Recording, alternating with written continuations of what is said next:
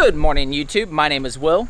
This is Lotus. Enzo's out there. This is my Evo 8RS, but we're not talking about it today because we're going to continue talking about new or used cars that you might be looking to buy. Today's video, we're going to talk about the importance of a test drive. Now, I don't mean the importance in the sense of does the car run well or anything like that. What I mean is the importance of experiencing new types of cars. I think so many times before we even go to buy a car, we already know like which one or which ones we want. And we rule out cars that we may end up liking a lot or loving. And that actually happened to me personally, and kind of a roundabout way is what led me to Evos. So you definitely don't want to assume that you will like a car, and you certainly don't want to assume that you won't like a car. My first two cars were Mustangs. I had an 01 Bullet and a 92 Mustang GT. I thought two-door cars were always the best looking. Even when I imagined myself having something that wasn't a Mustang, I initially went to like M3s or like Corvettes or whatever.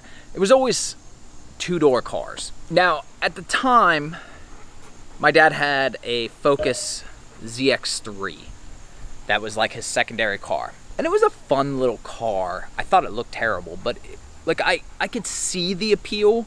It was light and nimble and stuff, but it was just so slow and everything, and it was just like, no. And even though technically it was two doors, it was a hatchback, and I've never liked hatchbacks, and that's just one thing I don't think I'll ever get over. Now, as a sub 20-year-old, responsibility meant nothing to me. My thing with always wanting a two-door car was always, well, if I can't make it work with a two-door car, I just won't do whatever it is that I can't do.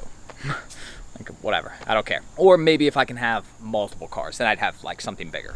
But if I could only have one car, it was gonna be two doors and rear-wheel drive, no doubt about it. So what is it that changed my mind? Unshockingly, it was a test drive, but it wasn't an Evo.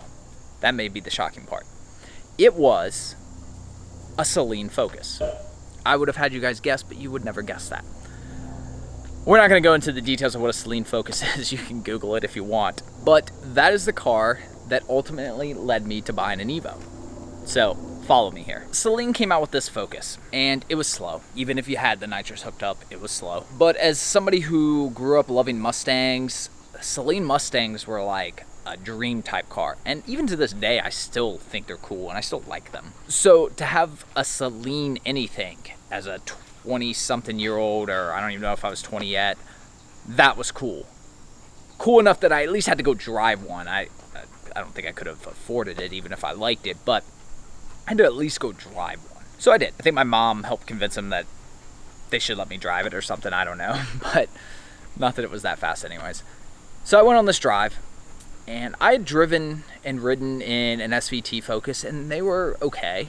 I definitely, started to see some appeal to bigger cars like that could be fun and handle well, but the SVT Focus, it was slow, and I mean it handled well, but not like it didn't like rock my world or anything. It was just like, okay, like I can kind of understand. So I drive this Celine, and it's kind of the same thing, honestly. I kind of feel like I'm in a slower SVT Focus, to be honest. I thought it was a cooler SVT Focus. Now, we can debate the merits of that bodywork and stuff, but just the fact that it was Celine, I thought was cooler. So I drive this thing, and I think I drove it home or whatever, and then I'm going to take it back. So I decided to take the highway back. Get on the highway, it's slow. So I'm like, yeah, I mean, this thing is just so slow. I would never have any interest in this. So I'm almost to the exit, and I'm in the left lane, and some car just cuts me off bad. I mean, it was terrible. It wasn't even like slam on the brakes terrible. It was swerve out of the way terrible. And that's what I had to do. I actually had to swerve onto the shoulder. So I'm doing, I don't know, flow of traffic, maybe a little faster, maybe 70, maybe 80 or something. I don't know. And I swerve real quick into the shoulder and back. And that was the moment. So, the one thing I will tell you about the Celine Focus is, according to the magazines at the time, it pulled 0.97 on a skid pad. What does an Evo 8 in stock form pull? Pretty much the same thing, 0.97. Now, I didn't correlate that they pulled the same skid pad. This is stuff I looked up later, actually for this video.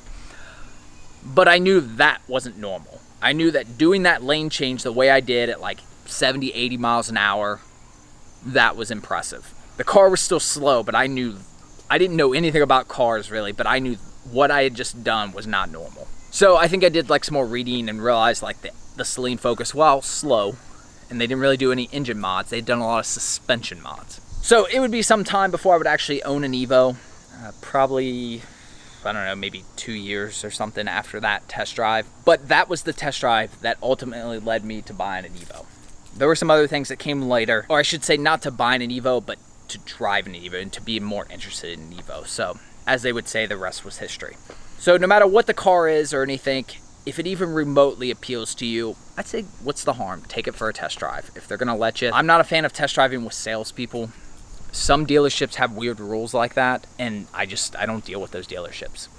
Frankly, if you go to a dealership that has that, now I mean if it's like an older car and there's only like 3 for sale in the country or something silly, yeah, I mean you kind of got to do what you got to do, I suppose.